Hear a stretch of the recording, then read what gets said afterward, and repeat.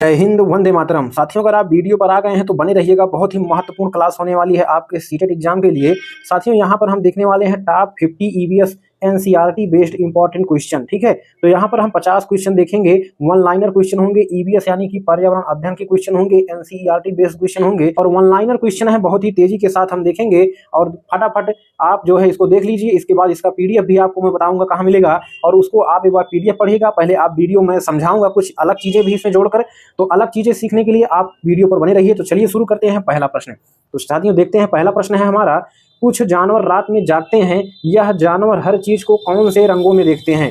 साथियों, कुछ जानवर रात में जागते हैं, जैसे आपका उल्लू हो गया और क्या हो गया, चमगादड़। ठीक है, चमगादड़।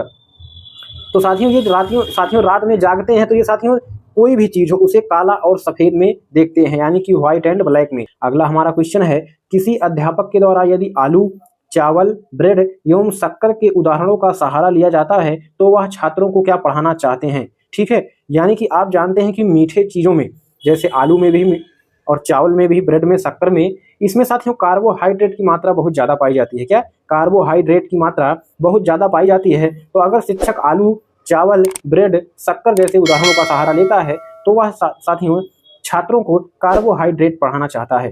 ठीक है, इसको भी आप जानते रहिए। अगला क्वेश्चन है, यदि एक गिलास पानी में चुटकी भर नमक घोल दिया जाए तो जल का स्तर कैसा रहेगा। तो जल का स्तर साथियों एक समान रहेगा, जैसे पहले था वैसे ही रहेगा। क्यों? क्योंकि साथियों जो नमक होता है वो साथियों पानी में आयन बनाता है घुलकर। ठीक है, तो साथियों घुल जाएगा पानी में आसानी से और उसका आयतन जो है समान रहेगा, पहले जैसा ही रहेगा। चुटकी भर नमक का कोई प्रभाव पानी पर नहीं पड़ेगा। चलिए अगला प्रश्न देखते हैं, नागालैंड के साथ सीमा साझा करने वाले राज्य कौन कौन से हैं।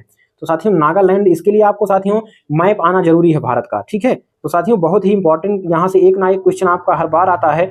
तो साथियों आपका ये जो साथियों ये वाला इलाका है, ठीक है, यानी कि उत्तर पूर्व का जो इलाका है, वहां पर साथियों आपको जो है जानना होगा। वहां से बहुत सारे क्वेश्चन फंसते हैं। वहां पर आपका अरुणाचल प्रदेश है, असम है और मणिपुर है। ठीक है, नागालैंड से जो है सीमा बनाते हैं।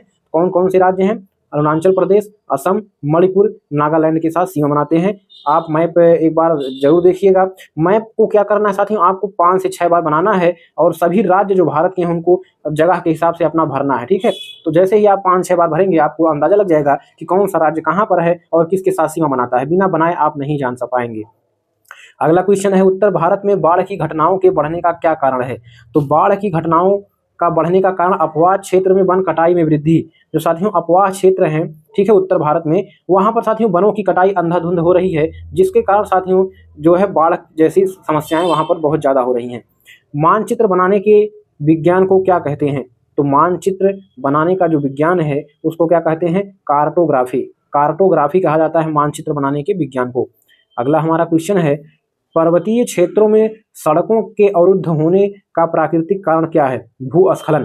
जो साथियों पर्वतीय क्षेत्र हैं वहां पर सड़कें तो बनाई गई हैं, लेकिन कभी कभी अवरुद्ध हो जाती है, मतलब आने जाने का मार्ग बंद हो जाता है। तो वहां पर भूस्खलन यानी कि पहाड़ों से जो है पत्थर और मिट्टी और भूस्खलन बहुत तेजी के साथ, यानी कि वो टूट कर नीचे आ जाते हैं सड़क पर, जिसके कारण साथियों सड़क अवरुद्ध हो जाते हैं। ठीक है, तो ये चीजें आपको जाननी होंगी, समझनी। चलिए साथियों अगला प्रश्न देखते हैं, वन आच्छादन के कम होने का क्या कारण है। बढ़ती हुई आबादी।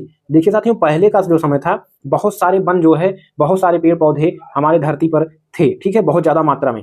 लेकिन जिस तरह से आबादी बढ़ रही है, लोग जो है अलग हो रहे हैं अपने अपने घरों से, तो नए जगह पर जाकर घर बना रहे हैं, तो वनों को काट कर ही बना रहे हैं, जिससे साथियों क्या हो रहा है, वन आच्छादन, यानी कि आच्छादन मतलब ढका हुआ, वन से ढका हुआ यानी जो क्षेत्र है वो कम होता जा रहा है बहुत तेजी के साथ। तो इसका जो मेन कारण है वो बढ़ती हुई आबादी यानी कि जनसंख्या वृद्धि है। ठीक है, चलिए अगला क्वेश्चन देखते हैं, ओजोन जिन शक्तिशाली विकिरण को सोख कर जीवमंडल को सुरक्षा प्रदान करती है उन्हें क्या कहा जाता है। ठीक है, अल्ट्रा वायलेट किरणें। जो साथियों ओजोन परत है, ओजोन का फार्मूला होता है O3। ठीक है, O3 जो होता है हमारा, वो साथियों कहाँ पर पाया जाता है, समताप मंडल पे। और वहीं पर साथियों आपका जो है अल्ट्रा वायलेट किरणें जो आती हैं सूर्य से, उनको साथियों ये रोक देता है अपने लेवल पर, और उसके बाद ये धरती पर नहीं आ पाती अल्ट्रा वायलेट किरणें, जिसके कारण जीवों की सुरक्षा होती है। इससे साथियों त्वचा कैंसर, ठीक है, तमाम प्रकार की बीमारियां हो जाती हैं अल्ट्रा वायलेट किरणों से, जो साथियों ओजोन परत इससे हमारी सुरक्षा करती है। चलिए साथियों अगला प्रश्न देखते हैं। एक एक प्रश्न साथियों आपके लिए बेहद इंपॉर्टेंट है, तो एक भी क्वेश्चन आप मिस मत करिएगा। अगला हमारा प्रश्न है, वातावरण में क्लोरोफ्लोरोकार्बन उत्सर्जित पकड़ने पर प्रतिबंध लगाने संबंधी प्रथम प्रोटोकॉल कहाँ पर बना था?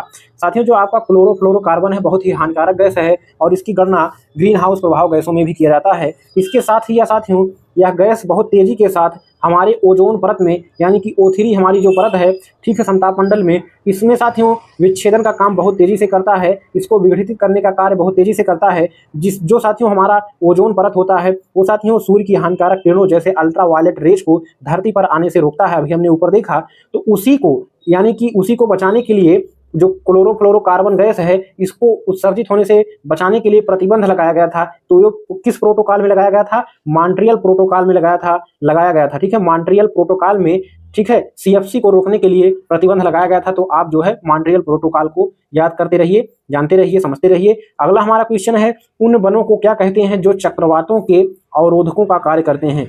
तो जो साथियों चक्रवात आते हैं उनको रोकने का कार्य कौन करते हैं? Mangrove one. मैनग्रोव वन जो है चक्रवातों को रोकने का कार्य करते हैं। अगला हमारा क्वेश्चन है, कांसा या कांस्य धातु दो धातुओं का मिश्रण है, ठीक है। तो कांसा और या कांस्य जिसको कहते हैं वो साथियों तांबा और टिन का मिश्रण होता है। काफी बार क्वेश्चन परीक्षा में आता है, तो इसको जानते रहिएगा कि जो कांसा धातु है वो साथियों तांबा और टिन का मिश्रण होता है। अगला हमारा क्वेश्चन है, भारत का सबसे प्राचीन राष्ट्रीय उद्यान कौन सा है? तो काफी बार परीक्षा में आया है, जिम कॉर्बेट नेशनल पार्क, ठीक है। ये भारत का सबसे क्या है? पुराना राष्ट्रीय उद्यान है, सबसे प्राचीन राष्ट्रीय उद्यान है। ये कहाँ पर है साथियों? नीचे कमेंट करके जरूर बताइएगा, ठीक है, और किस लिए प्रसिद्ध है। चलिए अगला क्वेश्चन देखते हैं, मधुबनी चित्रकला बिहार के कौन से जिले में फैली है? तो बहुत क्वेश्चन आता है कि मधुबनी जो चित्रकला है वो कहाँ से संबंधित है? तो आप जानते रहिएगा बिहार राज्य से संबंधित है मधुबनी चित्रकला। और ये साथियों बिहार में एक जिला है मधुबनी जिला, वहीं से साथियों ये प्रचलन में है, इसलिए इसको मधुबनी चित्रकला भी कहते हैं। इसमें साथियों चावल में जो है हल्दी आदि को मिलाकर चित्रकारी की जाती है। चलिए अगला क्वेश्चन देखते हैं, रात में खिलने वाले फूल होते हैं। रात में जो साथियों फूल खिलते हैं वो सफेद होते हैं और उनका सुगंध बहुत तेजी के साथ होता है। आप जानते होंगे एक रात रानी का पौधा भी आता है, वो साथियों बहुत तेजी के साथ सुगंध देता है और ठीक है व्हाइट कलर के फूल जो है उसमें लगते हैं। अगला क्वेश्चन है, केरल को कहा जाता है, केरल को साथियों मसालों का राज्य कहा जाता है। और ये साथियों सबसे नीचे के साइड में आपका स्थित है भारत के, ठीक है, श्रीलंका के ऊपर, ठीक है, वहां पर स्थित है ये राज्य। और ये इसे साथियों मसालों का राज्य कहा जाता है क्योंकि यहाँ पर मसालों का उत्पादन बहुत ज्यादा मात्रा में होता है और हर प्रकार के मसाले यहाँ पर पाए जाते हैं। अगला क्वेश्चन है, उस पौधे का नाम बताइए जो इंडोनेशिया और भारत के मेघालय राज्य में पाया जाता है। तो मेघालय राज्य की बात जैसे आए भारत के, ठीक है, ये साथियों आपका जो भारत का उत्तरी पूर्वी इलाका है, यहाँ पर अरुणाचल प्रदेश और यहीं पर साथियों आपका मेघालय भी पाया जाता है, मणिपुर, ठीक है, यहाँ पर जो राज्य पाए जाते हैं यहीं पर मेघालय जो साथियों पाया जाता है। यहाँ पर साथियों एक पौधा पाया जाता है जिसको हम नेफेंथीज कीटहारी पौधा कहते हैं। यह साथियों कीटों को, छोटे छोटे कीट पतंगों को खाने का कार्य करता है और यह इंडोनेशिया में भी पाया जाता है और भारत के मेघालय राज्य में पाया जाता है। तो नेफेंथीज पौधे को आप याद कर लीजिए, ये साथियों एक कीट भक्षी पौधा होता है, ठीक है, कीट पतंगों को आसानी से फंसा लेता है अपने पत्तियों में और उसको जो है अपना आहार बना लेता है। अगला हमारा क्वेश्चन है, उत्तर प्रदेश का कौन सा जिला इत्र के लिए मशहूर है? तो काफी महत्वपूर्ण प्रश्न है। तो उत्तर प्रदेश के लिए साथियों कन्नौज वाला जो जिला है, कन्नौज जिला जो है वो साथियों इत्र के लिए मशहूर है। अगला हमारा क्वेश्चन है, मच्छर के काटने से कौन कौन से रोग होते हैं? देखिए मच्छर के काटने से साथियों मलेरिया आपका हो गया, चिकनगुनिया हो गया, डेंगू, तीन मुख्य बीमारियां हैं जो कि मलेरिया है, चिकनगुनिया है, डेंगू है। ये तीन बीमारियां साथियों मच्छर के काटने से तेजी से फैलते हैं, ठीक है। मादा एनोफिलीज मच्छर से कौन सी बीमारी फैलती है? नीचे कमेंट जरूर करिएगा। अगला हमारा क्वेश्चन है, मलेरिया मच्छर के काटने से होता है, इसकी खोज किसके द्वारा की गई थी? जो मलेरिया बीमारी हमने ऊपर अभी देखा किसके काटने से? मच्छर के काटने से होती है। इसकी खोज किसने किया था? तो रोनाल्ड रास ने इसकी खोज की थी कि जो मलेरिया बीमारी है वो मच्छर के काटने से होती है। अगला हमारा प्रश्न है साथियों वेरी इंपॉर्टेंट क्वेश्चन, हीमोग्लोबिन तथा लौह की कमी से होने वाला रोग है। तो साथियों हीमोग्लोबिन और लौह की कमी से होने वाला रोग एनीमिया रोग है, जो साथियों सामान्यतः महिलाओं में अधिक मात्रा में होता है, ठीक है। तो हीमोग्लोबिन और लौह तत्व की कमी के कारण जो है एनीमिया रोग होता है। अथवा पूछ लिया जाए कि एनीमिया रोग का प्रमुख कारण क्या है? तो रक्त अल्पता यानी कि खून की कमी। और साथियों इसको कहते हैं लौह तत्व की कमी के कारण भी और हीमोग्लोबिन की कमी के कारण भी। इसके लिए साथियों आयरन की गोली प्राय यूज की जाती है। इससे साथियों होने से आपको हीमोग्लोबिन की कमी होने से आपको नींद आना, थकान आना बहुत आम बात हो जाता है, ठीक है। तो जिन छात्रों को ज़्यादा नींद आती है वो साथियों एक बार सलाह लेकर डॉक्टर से आयरन की गोली का यूज जरूर करें, ठीक है। आपको अत्यधिक फायदा मिलेगा जिससे आपकी पढ़ाई और सुधर सकेगी। अगला क्वेश्चन है मलेरिया की दवा कौन से पेड़ के छाल से बनाई जाती है? तो साथियों काफी महत्वपूर्ण है। तो मलेरिया जो रोग है मच्छर के काटने से होता है। ये साथियों कुनैन एक पेड़ होता है या सिनकोना, ठीक है, कुनैन या सिनकोना जो होता है इसी के छाल से साथियों इसकी दवा बनाई जाती है। कुनैन या सिनकोना की छाल से मलेरिया की दवा बनाई जाती है। जानते रहिए, याद कर लीजिए। अगला हमारा क्वेश्चन है गिरजू भाई एक प्रसिद्ध शिक्षा शास्त्री थे, उन्होंने किस क्षेत्र में महत्वपूर्ण भूमिका निभाई थी? तो साथियों नर्सरी व प्राथमिक छात्रों की शिक्षा में गिरजू भाई ने जो है महत्वपूर्ण भूमिका निभाई थे। और अगर क्वेश्चन आता है कि गिरजू भाई कौन थे, तो एक शिक्षा शास्त्री थे, ठीक है। इन्होंने नर्सरी और प्राथमिक छात्रों की शिक्षा में महत्वपूर्ण योगदान दिया है। अगला हमारा क्वेश्चन है चील, बाज व गिद्ध हमसे कितने गुना ज्यादा दूरी तक देख सकते हैं? तो साथियों जो आपके चील हैं, बाज हैं, गिद्ध हैं, वो साथियों एक आम मनुष्य के मुकाबले 4 गुना अधिक दूरी तक देख सकते हैं। तो इन तीनों को आप याद कर लीजिए। चील हो गया, बाज हो गया, गिद्ध हो गया, ये साथियों आम मनुष्य से जो है साथियों ये साथियों 4 गुना अधिक दूरी तक देख सकते हैं। चलिए अगला क्वेश्चन है मनुष्य की तुलना में बाघ अंधेरे में कितने गुना बेहतर देख सकता है? तो मनुष्य की तुलना में अगर बाघ की बात की जाए तो अंधेरे में यानी कि रात में साथियों वह 6 गुना बेहतर देख सकता है। यानी कि मनुष्य जितना देखता है उससे 6 गुना अच्छा, 6 गुना स्पष्ट जो है वो बाघ देख सकता है रात के समय। चलिए साथियों अगला क्वेश्चन देखते हैं, काफी महत्वपूर्ण आपकी परीक्षा की दृष्टि से। और ये साथियों 25वां नंबर प्रश्न हो गया, यानी कि आधा वीडियो आपका हो चुका है। कुछ प्रश्न और बचे हैं साथियों, पूरा वीडियो जरूर देखिएगा। भारत में कितने तरह के जहरीले सांप पाए जाते हैं? तो साथियों भारत में जहरीले सांपों की बात करें तो एक तो आपका किंग कोबरा हो गया, दूसरा हो गया आपका कॉमन करैत हो गया, और तीसरा होगा आपका रसल्स वाइपर हो गया, और इसके बाद आपका हो गया सस्किल्ड वाइपर, ठीक है, सस्किल्ड वाइपर। ये 4 सांप जो है भारत में जहरीले होते हैं। चलिए साथियों अगला क्वेश्चन देखते हैं। अगला हमारा प्रश्न है पक्षी देखते हुए अपनी गर्दन को ज्यादा घुमाते हैं, ऐसा क्यों? तो जो साथियों पक्षी होते हैं, जैसे उल्लू हो गया, कोई भी पक्षी हो गया, उनकी जो आंख की पुतलियां होती हैं, ठीक है, उनके आंख की पुतलियां घूमती नहीं है। हमारा मनुष्य जो हम हैं जीवों में, साथियों मनुष्यों में, आप एक जगह खड़े होकर अपना जो सर होता है एक जगह स्थिर करने के बाद अपनी आंखों को आगे पीछे ऊपर नीचे घुमा सकते हैं, लेकिन ये चीजें जो है पक्षियों में नहीं होते, इसलिए पक्षी अपना गर्दन ज्यादातर जो है घुमाते हैं इधर उधर की वस्तुओं को देखने के लिए। अगला क्वेश्चन है कौन से महीने में पक्षी घोंसला बनाकर अंडे देते हैं? तो अप्रैल महीने में जो पक्षी होते हैं वो साथियों घोंसला बनाकर अंडे देते हैं। किस महीने में? अप्रैल महीने में। तो साथियों ये सभी क्वेश्चन आपके बार बार एग्जाम में आते हैं, तो सभी को आप याद कर लीजिए, ठीक है। अगला क्वेश्चन है हमारा गोलकुंडा किले का निर्माण किसके द्वारा कराया गया था? ठीक है, तो काकतीय राजवंश के द्वारा गोलकुंडा किले का निर्माण कराया गया था। अगला हमारा क्वेश्चन है रेलगाड़ी का चलना उदाहरण है? तो रेलगाड़ी साथियों सरल रेखीय गति का उदाहरण है। क्या? सरल रेखीय गति का उदाहरण है रेलगाड़ी का चलना, ठीक है। अगला हमारा क्वेश्चन है मधुमक्खी पालन किया जाता है, तो मधुमक्खी पालन किसमें किया जाता है? बक्से में, ठीक है। आप देखते होंगे जो मधुमक्खी पालन होता है एक बक्सा बनाया जाता है और उसमें जो है मधुमक्खियों का पालन किया जाता है। इसमें चीनी का मीठा घोल भी डालते हैं जिससे मधुमक्खियां खिंची चली आती हैं उसको चूसने के लिए। अगला हमारा क्वेश्चन है मधुमक्खी के डंक में कौन सा अम्ल पाया जाता है? तो मधुमक्खी के डंक में साथियों फार्मिक एसिड यानी कि फार्मिक अम्ल पाया जाता है, ठीक है। तो मधुमक्खी जब आपको डंक मार देती है तो बहुत दर्द होता है, तो उसमें कौन सा अम्ल पाया जाता है? फार्मिक अम्ल पाया जाता है। अगला हमारा क्वेश्चन काफी महत्वपूर्ण है, तो 20 क्वेश्चन और बचे हैं ज्यादा, तो आप पूरा वीडियो जरूर देखिएगा। एक एक क्वेश्चन आपके परीक्षा के लिए काफी इंपॉर्टेंट है, ठीक है। तो बोर मत होइएगा, क्योंकि प्रीवियस ईयर आप उठाकर देखेंगे यही प्रश्न साथियों आपके प्रत्येक शिफ्ट में बार बार दोहराए जाते हैं, ठीक है। अगला हमारा क्वेश्चन है चिराव नाच कहाँ का प्रसिद्ध है? चिराव नाच किया जाता है कहाँ पर? मिजोरम में। कहाँ पर? मिजोरम राज्य में चिराव नाच प्रसिद्ध है। तो इसके लिए आप जानते रहिए चिराव जो नाच है वो साथियों किस राज्य का है? मिजोरम राज्य का है। अगला हमारा क्वेश्चन है एवरेस्ट पर चढ़ने वाली प्रथम भारतीय महिला कौन थी? तो बचेंद्री पाल जो है एवरेस्ट पर चढ़ने वाली प्रथम भारतीय महिला थी। तो इसको आप कमेंट करके बताइएगा कि ये किस राज्य की थी, ठीक है। क्या उत्तराखंड की थी अथवा अदर राज्य की थी? नीचे कमेंट करना ना भूलिएगा। तो जो बचेंद्री पाल हैं वो साथियों भारत की प्रथम महिला हैं जो कि हिमालय पर चढ़ी थी। चलिए साथियों अगला क्वेश्चन देखते हैं ध्रुव तारा किस दिशा में दिखाई देता है? तो साथियों सभी को पता है जो ध्रुव तारा होता है वो साथियों उत्तर दिशा में दिखाई देता है और रात में सबसे ज्यादा चमकता है। अगला हमारा क्वेश्चन है किसके द्वारा मटर के पौधों पर 28,000 प्रयोग किए गए थे? तो मटर के पौधों पर प्रयोग की बात जहां पर आए वहां पर ग्रेगर जॉन मेंडल नाम तुरंत दिमाग में आ जाना चाहिए कि ग्रेगर जॉन मेंडल ने 28,000 प्रयोग किए थे मटर के पौधे पर, ठीक है। इससे साथियों प्रजनन के बारे में काफी अच्छी जानकारी मिली थी। अगला हमारा क्वेश्चन है असम में चावल फसल कटाई पर कौन सा त्योहार मनाया जाता है?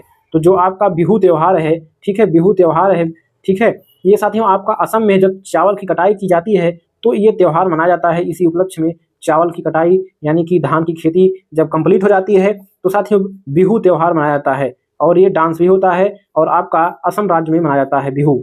अगला हमारा क्वेश्चन है, ब्रेल लिपि कितने बिंदुओं पर आधारित है? तो ब्रेल लिपि साथियों, ब्रेल लिपि में कितने बिंदु होते हैं साथियों? ब्रेल लिपि में 6 बिंदु होते हैं। कितने? 6 बिंदु होते हैं। और इसकी खोज किसने की थी? लुईस ब्रेल ने की थी। इसको भी आप जानते रहिएगा, काफी महत्वपूर्ण क्वेश्चन आपकी परीक्षा के लिए है। जीभ पर 4 तरह की कितनी ग्रंथियां होती हैं? 900। ठीक है, जीभ पर 4 तरह की ग्रंथियां पाई जाती हैं और इनकी संख्या तकरीबन 900 होती है। ठीक है, अगला क्वेश्चन है, हमारे पेट के अंदर का तापमान रहता है? तो हमारे पेट के अंदर का जो तापमान है 30 डिग्री सेल्सियस यानी कि 30 डिग्री सेल्सियस हमारे पेट के अंदर का तापमान रहता है। अगला हमारा क्वेश्चन है, अल्बरूनी नामक यात्री कहाँ से भारत आया था? तो अल्बरूनी जो है भारत में उज्बेकिस्तान से आया था। क्या? उज्बेकिस्तान से आया था भारत में। ठीक है, अल्बरूनी नामक यात्री आया था उज्बेकिस्तान से। किसके समय में आया था? नीचे कमेंट करना ना भूलिएगा। कौन सा सागर सबसे नमकीन होता है? तो मृत सागर साथियों बहुत ज्यादा नमकीन होता है और इसमें व्यक्ति जाता है तो वो डूबता नहीं है, वो तैरने लगता है। क्या? वो तैरने लगता है। तो ये साथियों मृत सागर में जो है बहुत ज्यादा नमक पाया जाता है और नमकीन होता है। चलिए साथियों आगे बढ़ते हैं। अगला हमारा क्वेश्चन है, उस संस्था का नाम बताइए जिसने दड़की माई के प्रयास से तालाब बनाकर गांव में पानी की समस्या खत्म की थी? तो तरुण भारत संघ। तरुण भारत संघ है ये साथियों आपका संस्था है जिसने साथियों तालाब बनाकर गांव में पानी की समस्या को खत्म किया था। तो तरुण भारत संघ। कबड्डी की टीम में कितने खिलाड़ी होते हैं? तो कबड्डी के टीम में साथियों 7 खिलाड़ी, क्रिकेट में 11 खिलाड़ी। ठीक है, तो ये साथियों आपको जानना चाहिए, बेसिक जानकारी है। अगला हमारा क्वेश्चन है, खो खो की टीम में कितने खिलाड़ी होते हैं? 9 खिलाड़ी। तो खो खो जो होता है उसमें साथियों 9 खिलाड़ी होते हैं। ठीक है, अगला हमारा क्वेश्चन है, प्रथम बार 16 अप्रैल 1853 में रेलगाड़ी किन 2 शहरों के बीच चली थी? तो पहले तो आप ये जानिए कि प्रथम बार रेलगाड़ी कब किस समय चलाई गई थी? 1853 में चलाई गई थी। कब चलाई गई थी? 16 अप्रैल को। 16 अप्रैल 1853 को प्रथम बार रेलगाड़ी चलाई गई थी और मुंबई से थाणे चलाई गई थी। आपके लिए काफी महत्वपूर्ण है ये क्वेश्चन। जमीन से निकाला गया तेल कैसा होता है? तो जमीन से निकाला गया तेल साथियों गहरे रंग का, गाढ़ा और बदबूदार होता है। ठीक है, जो साथियों आप डीजल, पेट्रोल, ठीक है, सभी कैरोटीन ऑयल सभी यूज करते हैं, वो साथियों पहले निकाला जाता है तो एक ही तरह का निकलता है। ठीक है, तो वो साथियों बहुत ही गाढ़े रंग का होता है और बदबूदार होता है। इसके बाद उसको साथियों फिल्टरेट किया जाता है, तब आपके उसी से डीजल, पेट्रोल सभी बनाए जाते हैं। अगला क्वेश्चन देखिए साथियों, आपकी परीक्षा में 100% छपने वाला ये क्वेश्चन है। ठीक है, देखिए साथियों, एक पेड़ होता है राजस्थानी ओक। ठीक है, तो ध्यान से देखिएगा इस क्वेश्चन को। इसमें राजस्थानी ओक के पेड़ के बारे में पहले जानकारी दी गई है। ठीक है, तो पहले उसको जानिएगा क्योंकि ये क्वेश्चन भी आपका परीक्षा में पूछा जाता है इससे रिलेटेड। तो राजस्थानी ओक पेड़ का नाम है जिसकी जड़ें उस गहराई तक जमीन के भीतर जाती हैं जब तक कि पानी तक ना पहुंच जाए। तो साथियों जो राजस्थानी ओक पौधा होता है, पेड़ होता है, इसकी जो जड़ होती है साथियों धरती के भीतर यानी जमीन के भीतर उस गहराई तक जाती है जब तक कि पानी तक ना पहुंच जाती है। इस पेड़ की जड़ों की गहराई इस पेड़ की ऊंचाई की लगभग 30 गुना होती है। तो साथियों अगर पेड़ जो है जमीन के ऊपर, इसकी लंबाई जो है अगर साथियों 5 फीट है, मान के चलिए 5 फीट है, तो इस 30 गुना कर दीजिए यानी कि 5 या 15 यानी कि 150 फीट इसकी जड़ होगी। अगर पेड़ साथियों 5 फीट का है तो 150 फीट इसकी जड़ें होंगी। ठीक है, तो यह पेड़ कहाँ पर पाया जाता है? तो यह पेड़ कहाँ पर पाया जाता है साथियों? ऑस्ट्रेलिया में पाया जाता है। कहाँ पर? ऑस्ट्रेलिया में पाया जाता है। इसको आप जानते रहिएगा। और इसकी विशेषताएं जो बताई कि राजस्थानी ओक की जड़ें 30 गुना जो है धरती के भीतर जाती हैं जितना कि उसका ऊपर वाला भाग होता है। ठीक है, और ये ऑस्ट्रेलिया में पाया जाता है। अगला हमारा क्वेश्चन है, नेफेंथिस पौधे हमारे देश में कहाँ पर पाए जाते हैं? मेघालय में पाए जाते हैं। अभी ऊपर हमने चर्चा किया था। ये साथियों क्या कीट भक्षी पौधा होता है। अगला हमारा क्वेश्चन है, पुराने समय में ज्वार बाजरा की फसल प्रमुखता से उगाई जाती थी, आजकल इन फसलों की जगह किन फसल ने ले ली है? तो साथियों पहले के समय में जो ज्वार बाजरा है ये मोटे अनाज होते हैं, इनकी प्रचुर मात्रा उगाई जाती थी, लेकिन इनकी जगह पर आज साथियों गेहूं ने ले लिया है और कपास ने ले लिया है। क्योंकि पहले ज्वार और बाजरा की, मक्का की रोटी बनाई जाती थी, अब साथियों गेहूं और कपास से जो है रोटियां बनाई जाती हैं और प्रमुख रूप से आपका जो है गेहूं का प्रयोग रोटी बनाने में किया जाता है।